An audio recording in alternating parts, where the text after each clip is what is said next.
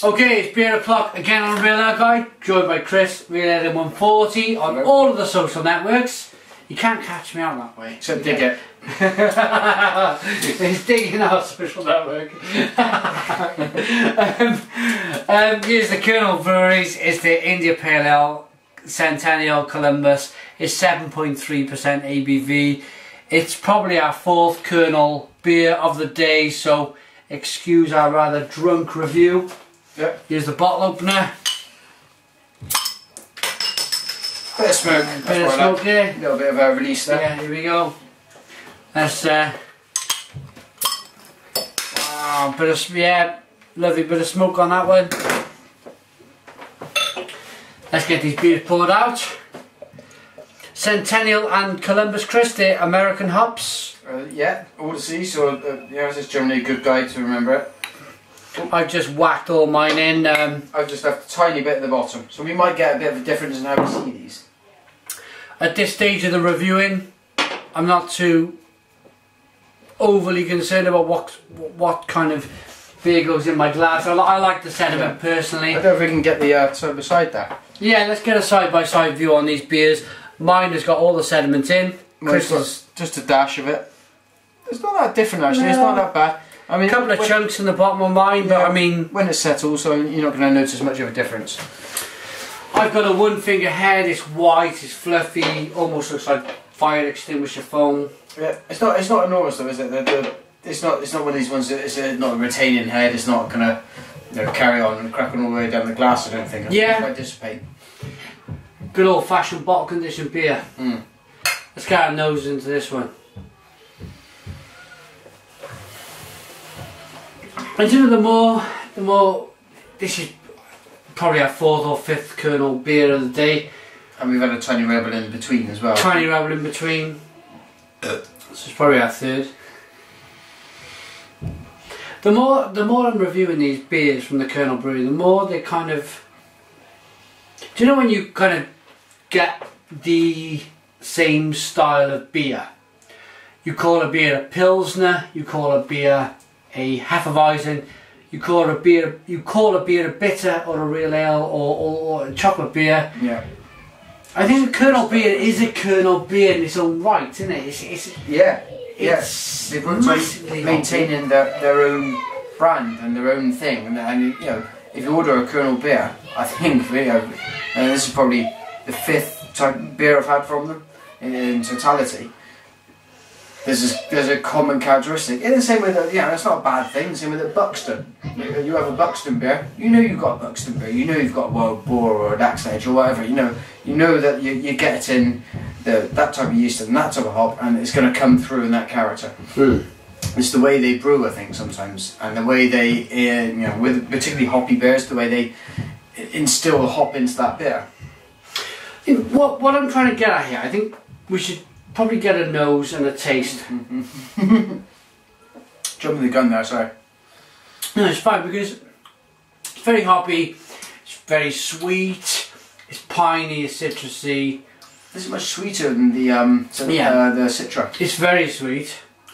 But what I'm trying to say is, as an experiment, this is probably the first time this has happened on YouTube or maybe even a blog where we have tried the session 3 or 4 big beers. We've stood here for over an hour reviewing big beers from Tiny Rebel, Kernel, 3 Kernel beers, 1 Tiny Rebel beer, and what I'm trying to say to Chris is they're too high to session.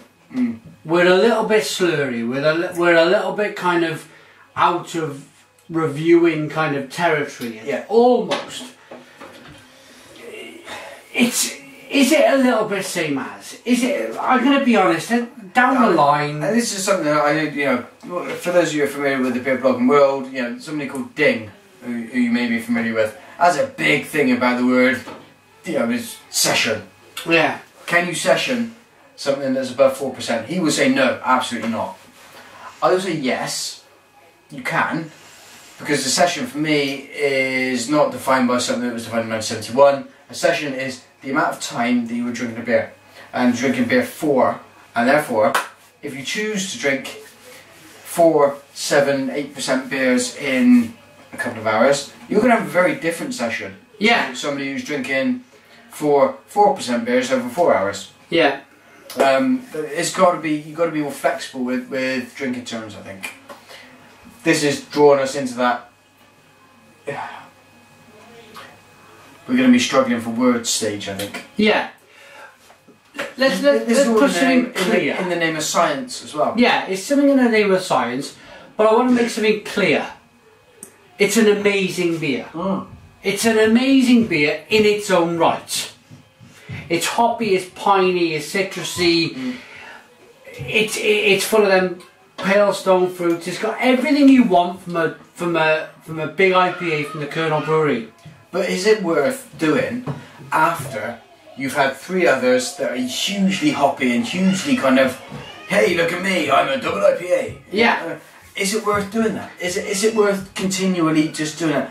Or are you better off, maybe, just having a can of Guinness and then bang, it's gone the other way. Yeah. Are you better off just doing that? Yeah, because I think the only difference really that we picked up is the fact that this beer is sweeter. Yes. Both of us went, wow, this is a sweeter beer. Pardon me, a sweeter beer. I think, well, for the benefit of the doubt, we should go again. Mm.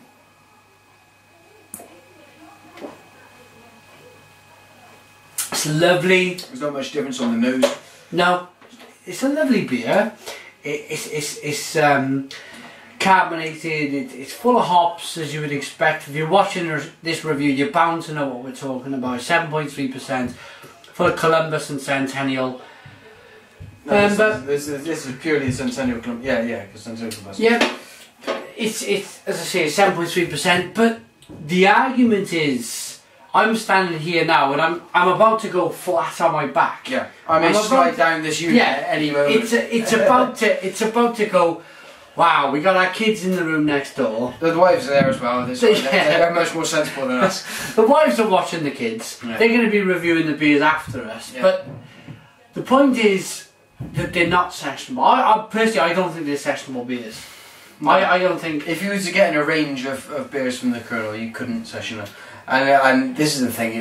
What do you do? Do you if your tolerance for a beer is X, do you drink X, which might be a 4% beer, or do you drink, if your tolerance is Y, do you have to drink X plus Y? Yeah, and that's a hard thing to do, isn't it? Because you might want to spend your whole evening drinking beer. But would 330 7.3% beer be enough for you to do that? I'm in my own state of mind. I think I like to speak to the wife. We put some music on, or we play the Xbox, or we watch a bit of TV. I like 3 or 4 beers. Yeah. I like 3 or 4 beers. Yeah, and I like some stuff that's not too complicated. It's that whole wrecking your palate. We're bound to get comments in this video saying, "Oh, I've drunk 4 8% beers and I've been absolutely fine. I've not fallen over. I've had 4 bottles of Temptation in one night and I was fine." Exactly, you're bound to get a couple of comments like that because it's all on the tolerance. I think I'm no more than 5'5". I'm 5'4". I'm no more than 5'7". Yeah. It's a kind of a Cornish and Welsh thing. We're not big blokes. We're used to working down mines and holes in the ground. Yeah, that's what it comes down to. And he's used to having a dirty face and singing. Yeah, that's what the Welsh thing is. Yeah. And I think I get, and the reason I am speaking about now the more I am drinking this, the more the other beers are catching up to me. The more I'm struggling to talk. In all, this is just perfect honesty in a review. We've stood here for an hour, we've done 4 big beers, and I get a lot of comments from America saying, why are your beers all 4%? Why are your beers all 4.5%? Yeah. It's a culture. Because being able to sit down of a night and just relax and just have a couple of beers is what being British is all about. Yeah, exactly. Absolutely. It's not about going out and having 1 beer. Yeah. It's about relaxing and having a couple. 4 or 5 beers I'm used to.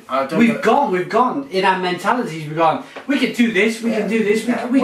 We can do these 7.5 beers. We've drunk a lot of them, but we can't. Yeah. And I think it turns out. Probably.